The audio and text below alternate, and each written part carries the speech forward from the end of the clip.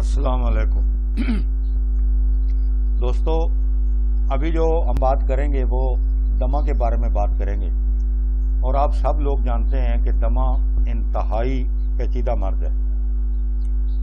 तो इसका तल्लक बदन की एक खल्त बलगम होती है। जैसे बदन की 4 खलतें हैं, उनमें से एक खल्त बलगम होती है। तो हमारे खून में बलगम ज़्यादा बनना शुरू हो जाता है और वो फेफड़ों में जमा हो जाता है, और ये असाबी इमराज में भी शुमार की जाती है। तो इस तरह सांस लेना दुश्वार हो जाता है और आहिस्ता आहिस्ता आदमी कमज़ोर होता जाता है, और फिर ये टीबी बन जाती है। और टीबी में जो होता है वो सब लोगों को पता है, यानी कि उसका अंजाम अच्छा नहीं होता। तो दोस्तों, हमारे चैनल को सब्सक्राइब करें और बेल का बटन दबाएं ताकि बाद में आने वाली वीडियो भी आपको मिल सके। और दोस्तों, इस वीडियो को गौर से और तअम्मुल से सुनें ताकि आपको फ़ायदा पहुंच सके। तो सबसे पहले अब्र रेशम ले लें 3 ग्राम, गौज़बान 3 ग्राम, गुले गौज़बान 3 ग्राम, बरगे बांसा, ये बहकड़ भी इसे कहा जाता है, उड़ूसा भी इसे कहा जाता है, और एक नाम इसका बरगे बांसा भी है। जो बात भी समझ सके या जैसे मिल सके आपको उस नाम से इसको ले लें। ये भी 3 ग्राम।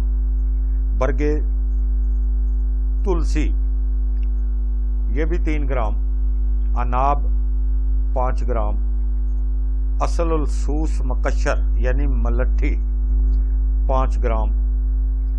इन सब चीज़ों को मिक्स करके पानी में 2-3 जोश दें, और शरबत जंजबील यानी कि जो सुंड का शरबत होता है 10 ग्राम इजाफा करके सुबह के वक़्त लें। और दोपहर के वक़्त स्वालीन 4 कर्स गर्म पानी में हल करके इस्तेमाल करें। और रात को रबोलीन 1 कर्स हमरा पानी गर्म के।